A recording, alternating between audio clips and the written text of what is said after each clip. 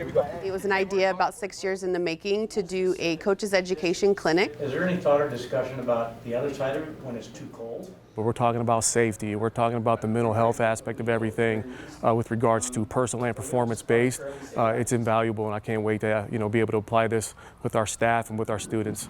Everything's hand in hand, and the more that you can learn, the better off that you'll be. Doghouse on me, doghouse on 3, 1, 2, 3, doghouse! Even after 30 years of coaching, I'm still coachable and trainable, and I always want to learn something new. We have 50 coaches here, and then we'll also be hosting our student athlete. That's kind of an extension of this opportunity. I was really excited for the opportunity because I've never experienced anything like this.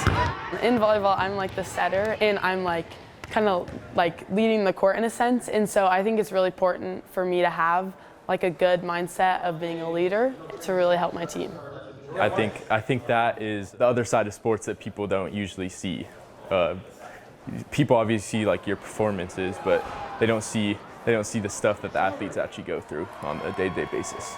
Just having that better understanding of who you are, who you represent, and who you work with is invaluable.